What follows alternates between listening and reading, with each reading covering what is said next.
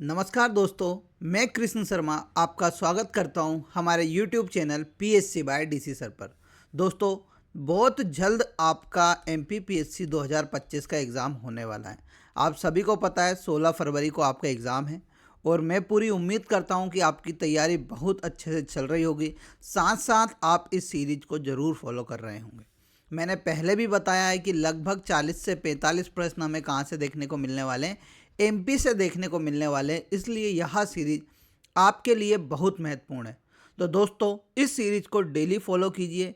मैं यकीन दिलाना चाहूँगा कि आपके डेफिनेटली यहाँ से 40 से 45 प्रश्न सीधे बनने वाले हैं। ठीक है, तो आइए स्टार्ट करते हैं हमारा आज का लेक्चर। परंतु पहले मैं आपको बता देता हूँ कि आपकी तैयारी को और अच्छे से बनाने के लिए या और अच्छी जो आप मेहनत कर रहे हैं उसको एक पेपर पर उतारने के लिए आपके लिए हमने जो लॉन्च की है वो की है MPPSC प्रीलिम्स टेस्ट सीरीज, जिसकी प्राइस मात्र 499 है। दोस्तों, 35 आपको टेस्ट मिलेंगे जिसमें 15 टॉपिक वाइज, साथ साथ 20 FLT मिलने वाली है।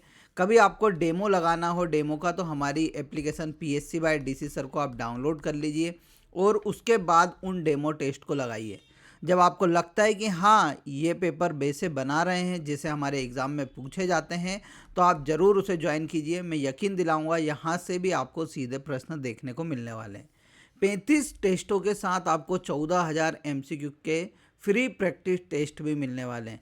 तो दोस्तों, अभी डेमो के लिए यहाँ 2 टेस्ट डले हुए हैं, संकल्पना एवं विचार एवं FLT 1। अब 30 तारीख के दिन आपका इतिहास, जिसमें प्राचीन मध्य और आधुनिक इतिहास का टेस्ट होने वाला है, तो उसे भी आपको ज़रूर देना है। और साथ ही एक के दिन आपकी क्या होगी, FLT होगी।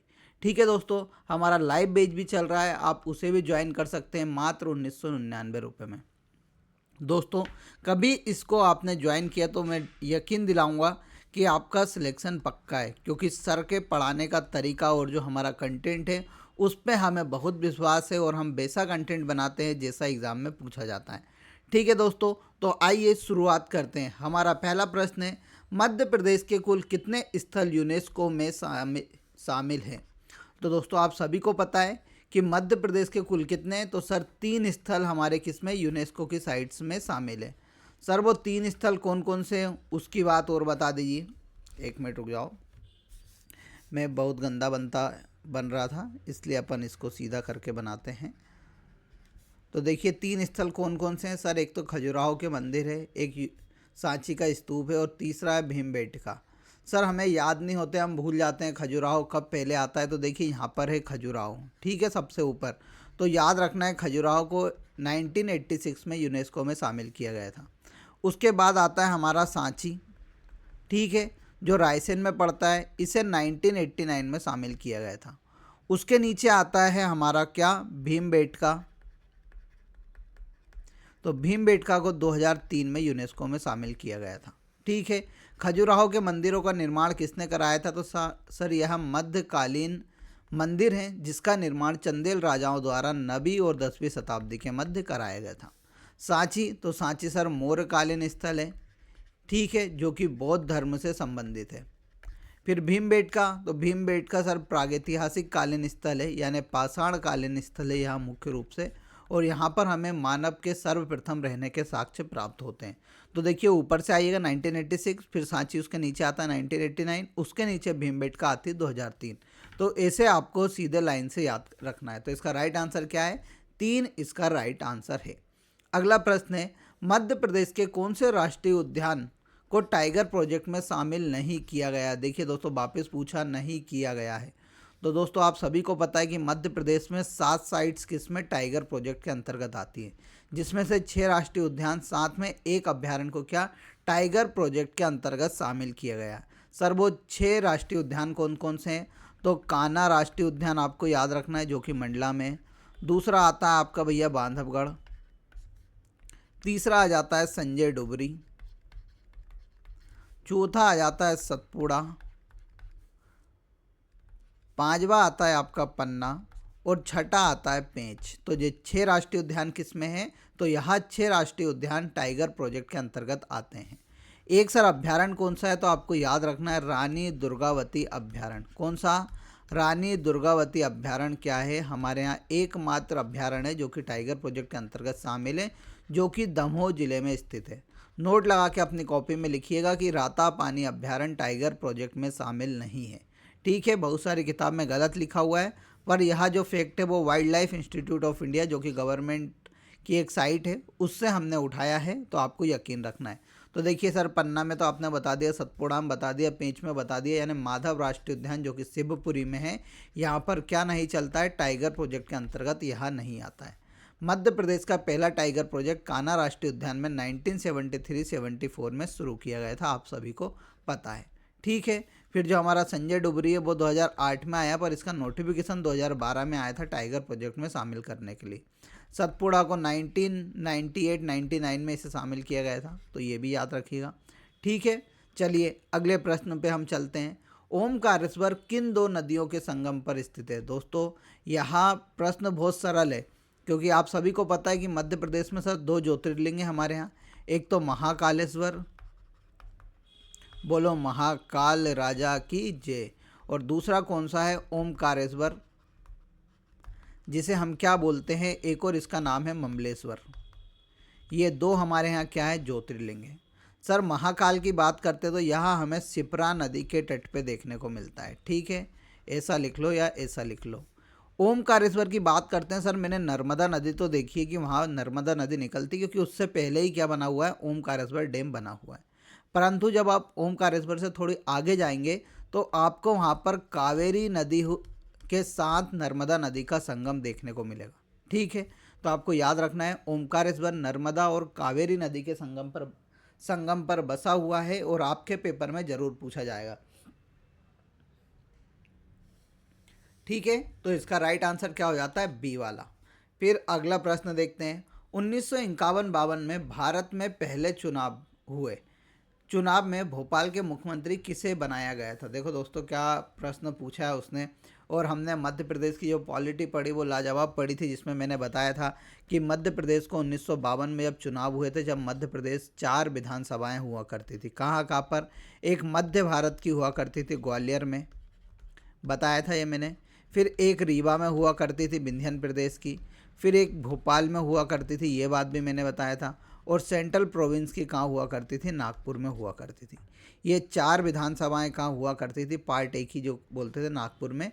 तो ये 4 विधानसभाएं हुआ करती थी 1956 से पूर्व, जब मध्य प्रदेश का गठन नहीं हुआ था। जब 1952 में भारत में पहली बार चुनाव होते हैं, तो यहाँ पर भी चुनाव होते हैं विधानसभा के, और भोपाल विधानसभा से शंकर दयाल शर्मा को, किसको? शंकर दयाल शर्मा को क्या बनाया जाता है? मध्य प्रदेश का मुख्यमंत्री बनाया जाता है। तो इसका राइट आंसर क्या हो जाता है? शंकर दयाल शर्मा। शंकर दयाल शर्मा कौन थे? तो सर मध्य प्रदेश या भारत के 9वें राष्ट्रपति भी रहे हैं, और इनका संबंध कहाँ से है? तो इनका संबंध भोपाल से है।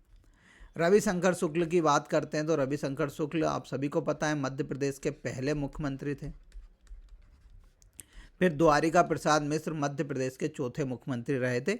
ये सभी बात मैंने आपको पहले भी पढ़ाई है, पेपर में पूछा गया है, तो एक बार और हमने पढ़ ली है। अगला प्रश्न देखते हैं। परिक्रमा और किसी बहाने किसकी साहित्य रचना है? देखिए कितना अच्छा प्रश्न पूछा।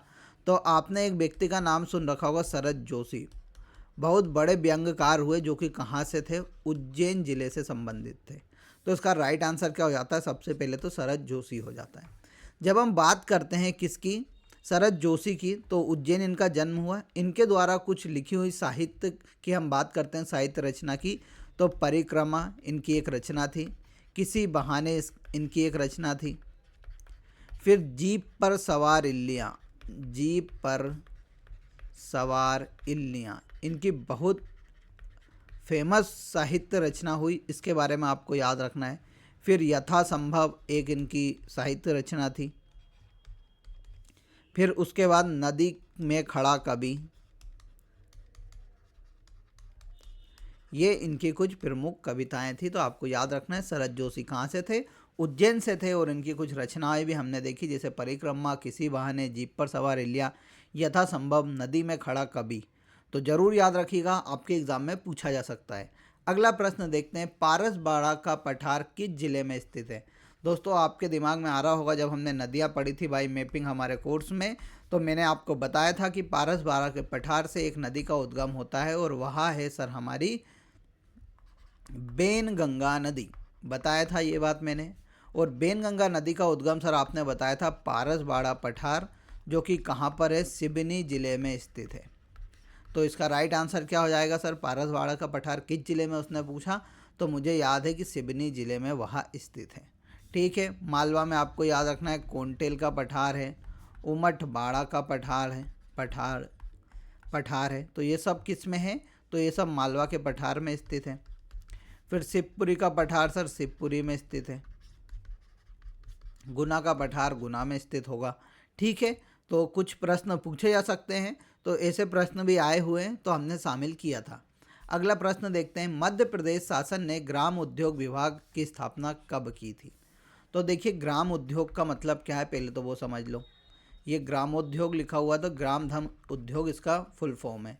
तो गांव में सूक्ष्म लघु व कृषि उद्योग को बढ़ावा देने के लिए मध्य प्रदेश सरकार द्वारा ग्राम उद्योग विभाग की स्थापना की गई थी। कब की गई थी, तो मई 1990 में इसकी स्थापना की गई थी। तो इसका राइट आंसर क्या हो जाएगा, 1990। पीएससी में वापस पूछा जा सकता है, क्योंकि यूनिट 6 आप सभी को पता है कौन सी है, अर्थशास्त्र की है, उसमें ज़रूर यहाँ पूछा जा सकता है, तो आपको याद रखना है। अगला प्रश्न देख लिए, मध्य प्रदेश में चमड़े से निर्मित खिलौने का क्लस्टर किस जिले में स्थित है। देखिए सबसे पहले तो क्लस्टर बता दो सर, क्लस्टर क्या होते हैं।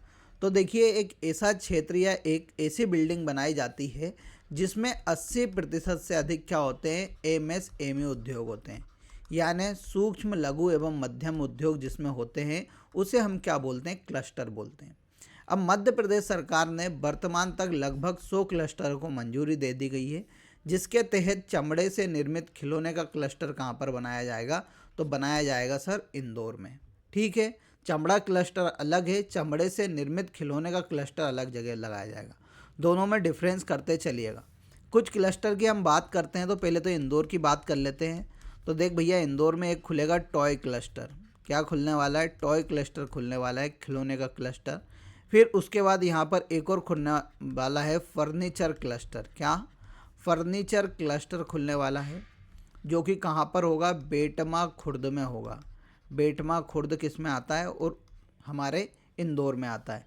ठीक है, ये बात आप सभी को समझ में आई कि नहीं आई। फिर देखिए टेक्सटाइल क्लस्टर हमारे यहाँ खुलने वाला है, जो कि कहाँ खुलेगा, बुरहानपुर में खोला जाएगा। ये बात भी आपको याद रखना है। ठीक है, फिर मिष्ठान एवं नमकीन क्लस्टर, यह खोला जाएगा जबलपुर में। कृषि आधारित क्लस्टर खोला जा रहा है खरगोन में।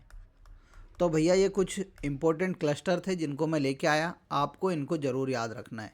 फिर एक ट्रांसफॉर्मर क्लस्टर भी आपको याद रखना है, जो कि एमपीपीएससी ने पूछा था, जो कि कहाँ पर खोला जाना है, ग्वालियर में खोला जा रहा है।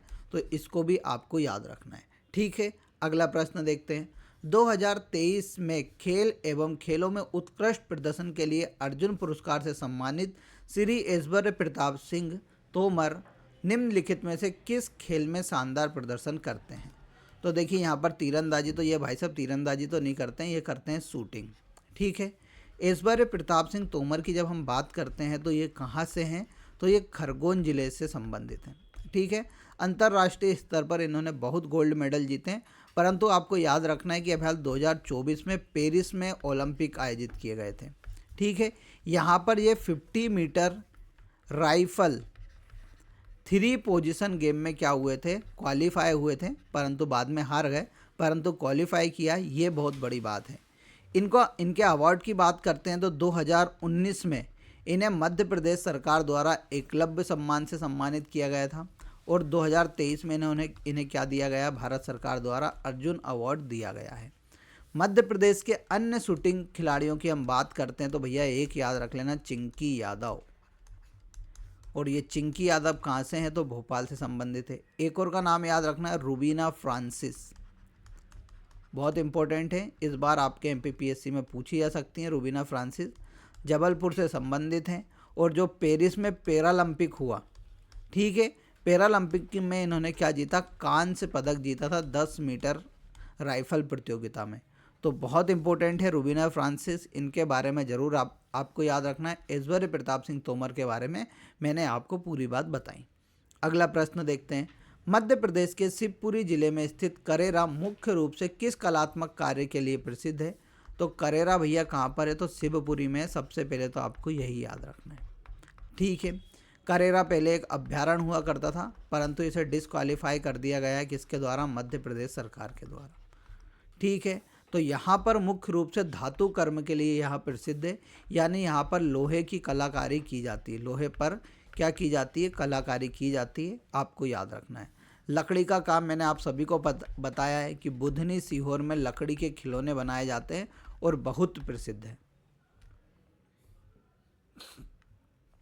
अगला प्रश्न देखते हैं। नवल किशोरी बाई का संबंध किस कला से है? तो भैया मैंने आपको बत्तोबाई बताई थी, बत्तोबाई गुड़िया शिल्पकला, इसकी हमने बात की थी। तो बत्तोबाई गुड़िया शिल्पकला मैंने कहाँ की बताई थी? सर आपने बताई थी ग्वालियर की, ठीक है। तो बत्तोबाई की जो गुड़िया कला है उसको ही ये क्या करती हैं? संरक्षित करती हैं और उसे बढ़ावा देती हैं। तो इनका जो संबंध है वो किससे हो जाएगा? बत्तोबाई गुड़िया कला से हो जाएगा, ठीक है। अगला प्रश्न देखते हैं। सत्र 2022-23 में मध्य प्रदेश के कितने हस्तशिल्प को जीआई टैग प्राप्त हुआ है? तो देखिए भैया 2022-23 में मध्य प्रदेश के 9 प्रोडक्ट्स को क्या दिया गया था? जीआई टैग दिया गया था। सर जीआई टैग क्या होता है? एक भौगोलिक इंडिकेशन यानी जोग्राफिकल इंडिकेशन होता है, यानी किसी भी एक विशेष क्षेत्र पर एक विशेष प्रकार की फसल या हस्तशिल्प कला कुछ प्रसिद्ध होती है तो उसे क्या जीआई टैग दे दिया जाता है। डीपीआईआईटी एक विभाग है, उसके द्वारा यह जीआई टैग दिया जाता है। 2004 में सबसे पहले भारत में दिया गया था, ठीक है। अब कमेंट करके आपको बताना है कि 2004 में सबसे पहले किस प्रोडक्ट को जीआई टैग दिया गया था।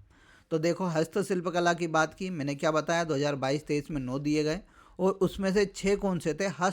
हस्तशिल्प कला से संबंधित थे। तो इसका राइट आंसर क्या हो जाता है? 6 इसका राइट आंसर हो जाता है। तो सर वहाँ हस्तशिल्प कला कौन कौन सी है? तो एक थी भैया जबलपुर स्टोन आर्ट, फिर दूसरी थी 12 सिबनी की साड़ियाँ,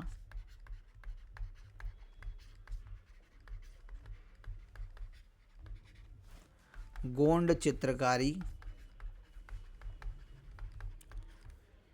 डिंडोरी के धातु शिल्प,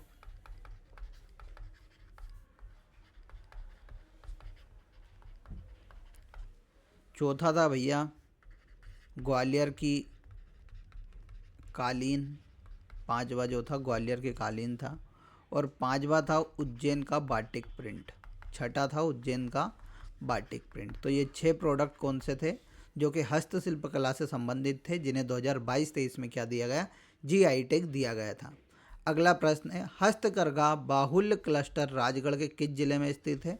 तो राजगढ़ में आप सभी को पता है सारंगपुर बहुत प्रसिद्ध है और सारंगपुर में ही हस्तकरघा बाहुल्य क्लस्टर खोला जा रहा है।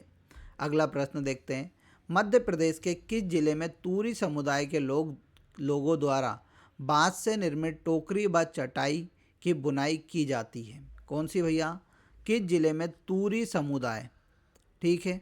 अब इसका आंसर आपको कमेंट बॉक्स में देना है। देखते हैं कौन दे पाता है इसका राइट आंसर, कौन कितना सर्च कर रहा है। या सभी मैं एनालिसिस करूँगा और आपका कमेंट बॉक्स में रिप्लाई भी करूँगा। देखते हैं कितने लोग इसका सही आंसर देते हैं। अगला प्रश्न है। कंदरिया महादेव मंदिर मध्य प्रदेश में कहाँ पर स्थित है? तो आप सभी को पता है खजुराहो में स्थित है। खजुराहो में लगभग पहले 85 थी, वर्तमान में सर 25 या 23 उनकी संख्या बनी हुई है। यहाँ पर लक्ष्मण देव मंदिर, कंदरिया महादेव मंदिर, घटाई मंदिर, दूल्हा देव मंदिर, 64 योगिनी मंदिर आदि यहाँ पर कुछ प्रसिद्ध मंदिर हैं, आपको याद रखना है। अगला प्रश्न देखते हैं। मध्य प्रदेश में से कौन सी मध्य प्रदेश और उत्तर प्रदेश की साझा अंतर्राज्यीय परियोजना है? मध्य प्रदेश और उत्तर प्रदेश की बात कर रहा है भैया। तो राजघाट परियोजना हो सकती है। देखो सुक्ता परियोजना नहीं सर, सुक्ता परियोजना आपने बताई थी ताप्ती नदी पर बने हुआ है, तो ये तो मैं ख़त्म कर दूंगा। उर्मिल परियोजना सर आपने बताई थी किसके ऊपर थी? तो सर यह उर्मिल नदी के ऊपर बनी हुई थी, तो ये भी नहीं है, ठीक है। भांडेर नहर परियोजना सर आपने बताई थी ग्वालियर वाले क्षेत्र में, इससे क्या होती है, सिंचाई होती है। तो इसका राइट आंसर क्या हो जाएगा, राजघाट परियोजना, जिसे रानी लक्ष्मीबाई परियोजना के नाम से भी जाना जाता है, जो कि उत्तर प्रदेश के ललितपुर में स्थित है। ठीक है, तो इसका राइट आंसर क्या हो जाएगा, राजघाट परियोजना। अगला प्रश्न देखते हैं, सुरेती क्या है। तो भैया सुरेती क्या है, एक बुंदेलखंड की क्या है, भित्ति चित्र है, जिसमें मुख्य रूप से लक्ष्मी माता के क्या बनाई जाती है, चित्रकारी की जाती है। बुंदेलखंड की बात करते हैं, कुछ अन्य यहाँ पर कौन कौन सी भित्ति चित्र या चित्रकला है।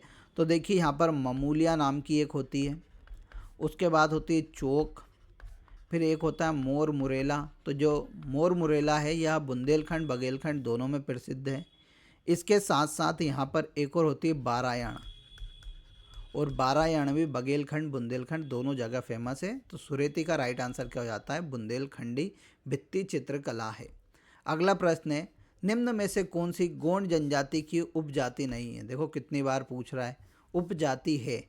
तो मैंने आपको बताया था गोंड जनजाति हमारे मध्य प्रदेश के दक्षिण पूर्वी क्षेत्र या दक्षिणी क्षेत्र में मुख्य रूप से रहती है, और इनकी जो प्रमुख उपजातियाँ वह कौन सी है। तो सर एक तो है मुड़िया,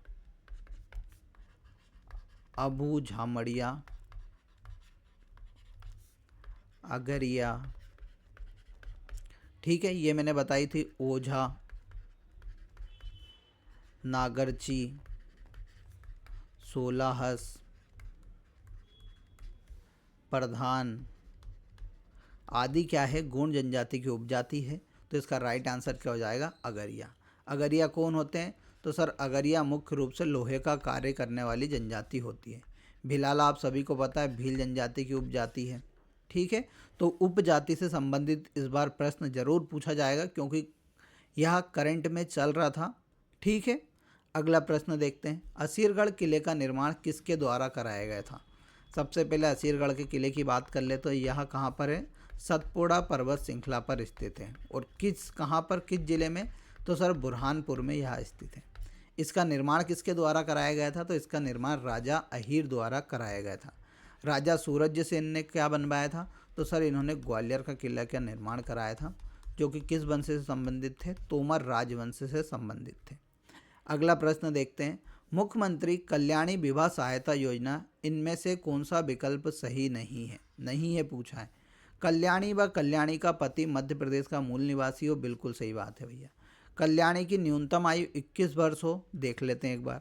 फिर कल्याणी का जिस व्यक्ति से विवाह होना उसकी पत्नी जीवित ना हो। कल्याणी का जिस व्यक्ति से विवाह होना उसकी पत्नी का जीवित ना हो, ये क्या है, उसके पति का जीवित ना हो, ये भी सही है। कल्याणी को विवाह प्रोत्साहन के लिए 2 लाख रुपए दिए जाएंगे, बिल्कुल सही है। देखो ये भी बिल्कुल सही है। पर जो उम्र है ना, आयु यहाँ पर कितनी दी गई है, 18 वर्ष बताई गई है। सबसे पहले तो आप याद रखो कल्याणी क्या है। देखिए विधवा औरत को यहाँ पर मुख्य रूप से कल्याणी कह रहे हैं गवर्नमेंट सरकार, मध्य प्रदेश सरकार, उन्हें क्या नाम दिया गया है, कल्याणी नाम दिया गया है। अब उनका पुनर्विवाह कराने के लिए मध्य प्रदेश सरकार क्या लेके आई थी, मुख्यमंत्री कल्याणी सहायता योजना लेके आई थी। और कब चालू हुई थी ये, तो 3/5/2018 के दिन यह योजना शुरू की गई थी। किसके द्वारा, सामाजिक एवं न्याय विभाग द्वारा इसे शुरू किया गया था। और इसमें क्या होता था, जो कल्याणी महिला होती थी उसके विवाह के प्रोत्साहन दिया जाता था। और जो व्यक्ति कल्याणी महिला से विवाह करता था उसे मध्य प्रदेश सरकार कितने रुपए देती है, 2 लाख रुपए देती है। ये बात आपको याद रखना। कल्याणी की उम्र बस 18 साल होनी चाहिए, ये बात मध्य प्रदेश सरकार बोलती है। ठीक है दोस्तों, तो आज का हमारा लेक्चर यहीं पे समाप्त होता है।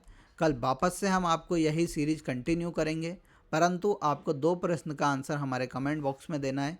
पहला है मध्य प्रदेश में नर्मदा नदी की कुल लंबाई कितनी है, और दूसरा है भीमबेटका किस जिले में स्थित है।